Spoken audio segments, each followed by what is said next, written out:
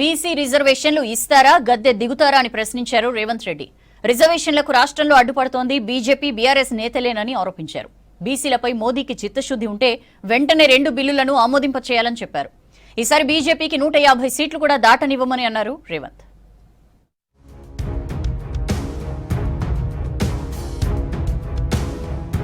బీసీలకు స్థానిక సంస్థల ఎన్నికల్లో విద్యా ఉద్యోగ రంగాల్లో 42% రిజర్వేషన్లు సాధించి తీరుతామన్నారు ముఖ్యమంత్రి రేవంత్ రెడ్డి. తెలంగాణ ప్రభుత్వం పంపిన బిల్లులను ఆమోదించకుండా కేంద్రం ఆలస్యం చేస్తోందని మండిపడ్డారు. ఈ బిల్లులు ఆమోదం పొందే వరకు తాము నిద్రపోమన్నారు ముఖ్యమంత్రి.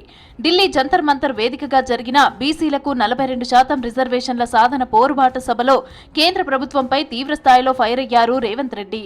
నరేంద్ర మోడీ గారు భారతీయ జనతా పార్టీ ఈ బిల్లులను అడ్డుకొని తెలంగాణ బలహీన వర్గాలకు అన్యాయం చేస్తుంటే ఇక గల్లీలో ఉండలేక ఢిల్లీలోనే తేల్చుకుందాం పదండి, చలో ఢిల్లీ కార్యక్రమాన్ని తీసుకొచ్చి ఈరోజు బలహీన వర్గాలకు 42% రిజర్వేషన్లు ఇవ్వాలని నరేంద్ర మోడీ గారు మెడలు వంచైనా తీసుకువెళ్తామని చెప్పి వేలాదిగా ఈరోజు జంతర్ మంతర్లో ఈ ధర్నా దీక్షలో కూర్చున్నారు.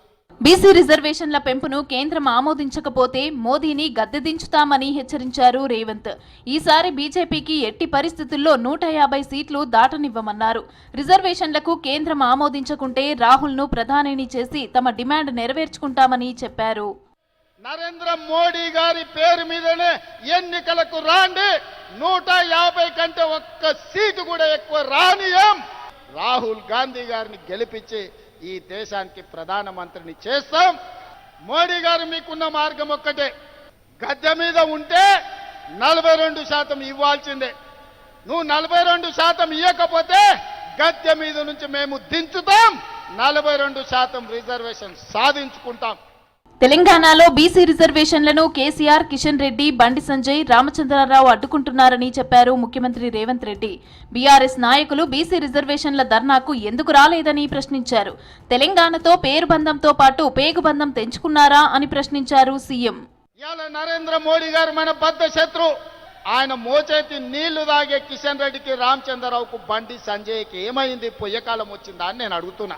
తెలంగాణ రాష్ట్ర ప్రజలతో మీ అవసరం తీరిపోయిందా? మీ బంధం తెగిపోయిందా? పేరు బంధం తెగిపోయిన తెలంగాణ రాష్ట్ర సమితి మీ పేగు బంధం కూడా తెలంగాణతో తెగిపోయిందా? మీరెందుకు మోడీతో అంటగాగుతున్నారు? ఇవాళ ఈ ధర్నాకు మీరెందుకు రాలేదు అని నేను బీఆర్ఎస్ వాళ్ళని అడుగుతున్నా. ప్రధాని మోదీకి చిత్తశుద్ధి ఉంటే రాష్ట్రపతి దగ్గర ఉన్న బిల్లులు తక్షణమే ఆమోదం పొందేలాగా చూడాలని, లేకుంటే 4 కోట్ల తెలంగాణ ప్రజలు బీజేపీకి, మోదీకి గుణపాఠం చెప్తారని హెచ్చరించారు రేవంత్. బీసీలకు న్యాయం చేయాలని రాహుల్ కంకణం కట్టుకున్నారని, ఈ బృహత్తర కార్యక్రమానికి అడ్డుపడితే అడ్రస్ లేకుండా పోతారన్నారు. రాజకీయాలలో స్థానిక సంస్థల్లో 42% రిజర్వేషన్ బిల్లులు రాష్ట్రపతి గారి దగ్గర ఉన్నాయి, తక్షణమే ఆమోదించండి. అదేవిధంగా చంద్రశేఖరరావు పెట్టిన నిబంధన 50% మించి రిజర్వేషన్లు ఇవ్వద్దు అని 2018లో పంచాయతీరాజ్ చట్టం ఏదైతే చేసిండో ఆ చట్టాన్ని చించి చెత్త బుట్టలో వేయడానికి మేము ఆర్డినెన్స్ తీసుకొచ్చినాం. దానికి కూడా మీరు ఆమోదించండి, లేకపోతే ఇంకా ఢిల్లీ వచ్చేది లేదు. మా గల్లీకి వస్తావు కదా, అక్కడనే పట్టుకుంటాం. ధర్నాలో ప్రసంగించిన వక్తలంతా ముఖ్యమంత్రి రేవంత్ రెడ్డిపై ప్రశంసల జల్లు కురిపించారు. బీసీ రిజర్వేషన్ల పెంపునకు ముఖ్యమంత్రి చిత్తశుద్ధితో పనిచేస్తున్నారని కొనియాడారు.